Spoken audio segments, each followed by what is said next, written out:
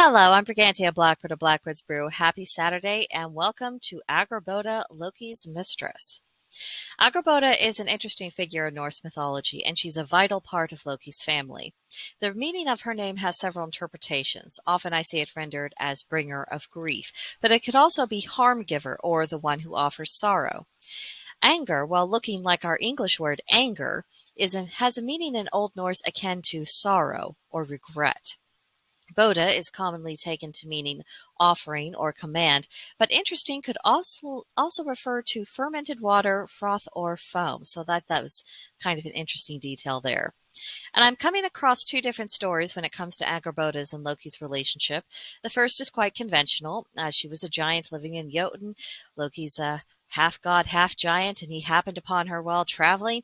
They got together in the usual fashion and ultimately produced 3 children, Hel, Jormungandr, and Fenrir. The second version goes, generally, I am condensing some details here, is that Angrboda was a witch, a bad one at that. She had been burned for her offenses several times.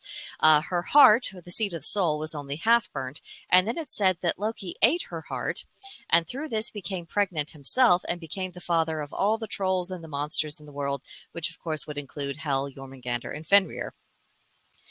Another theory goes, and it has been suggested, that Angrboda is the same as Gulvig Hyde, who was a seer, witch, priestess, and was the direct cause of the war between the Aesir and the Vanir gods. The Aesir burned her 3 times, but she kept regenerating. Once the Aesir and the Vanir made peace, they allowed her to live and banished her to the Ironwood until Ragnarok. Gulvig was said to be a mother of wolves and also specifically Fenrir's mother, so it doesn't seem unreasonable to conclude in that theory that we may be looking at the same giantess. We don't really know anything else about Angrboda, who her parents were, if she had other relationships, other children, why she felt such antipathy towards the gods. It leaves a lot of question marks. And there's also a debate whether Angrboda was Loki's mistress or if she was his wife. And how do we square this with his marriage to Sigyn? Was Angrboda the first wife, and did their relationship end after the children were taken from them? Were the marriages concurrent? Were Sigyn and Angrboda aware of each other? Just how does this puzzle fit together? No one really knows for sure, and everyone who works with these deities seems to have their own philosophy on the subject. Another question arises with the theory that the vulva that Odin raised from the dead to question about Baldur's dreams and his fate was actually Angrboda, which would explain why the witch was so incredibly cross when she realized she was talking to Odin. After all, I mean, would you be pleased to see someone who had burned you alive multiple times, took your children from you, and was probably the reason why you were actually dead and in Helheim to begin with? So, did Angrboda's and Loki's relationship end not because they broke up or they got divorced, or did it end because she actually died, in a more permanent fashion on this occasion? The lore doesn't even begin to make this clear, and yes, I am frustrated by this.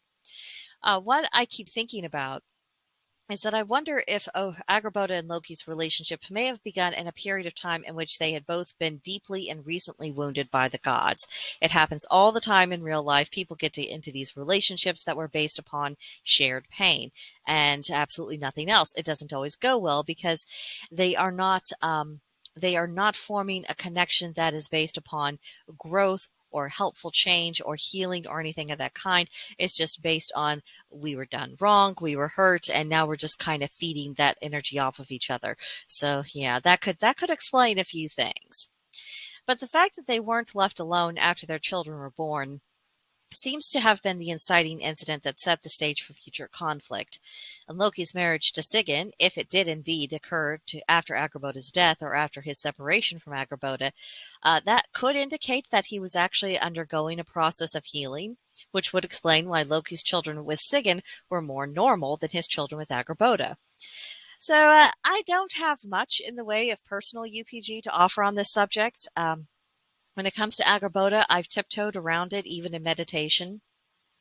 To be perfectly frank with you, I don't really I haven't really quite worked up the nerve to ask Loki much about her directly. So, thus far, all I can say is that I honestly believe there's a great deal of pain where Angrboda is concerned. I don't believe that Loki loved her the way that he loves Sigyn, but I am absolutely convinced that he does have great respect for Angrboda. After all, she is the mother of 3 of his children, and she composed an important part of his life. But do I think that Loki and Angrboda are just the Norse version of the Joker and Harley Quinn and they were just going around on a rampage destroying things for the fun of it? No, no, I don't. Emotional pain, physical damage, it takes a toll, and people are never at their best when they're in the midst of such circumstances. And the fact that that is the only side of Angrboda's that were shown in the lore, how can we possibly gain a just impression of her? So I think more meditation on this topic is required. Time will tell what comes of that. If I think of anything that I think is interesting or worth sharing, I will definitely let you know in this series.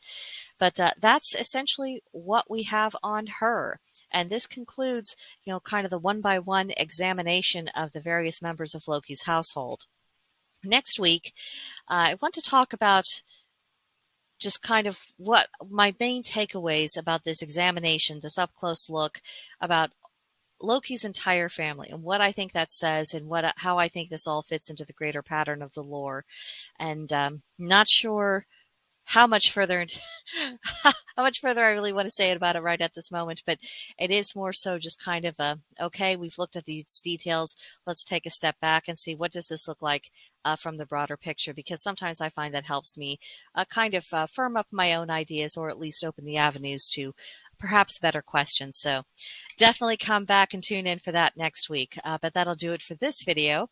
If you have anything to say, questions, comments, concerns, anything you'd like to share, we've got the comment section below, or you can come see us on Discord at Blackbird's Brew. Link to join in the description box, as always, and I'd be happy to talk with you there. But again, that'll do it for now, and I'll see you in the next one. Bye.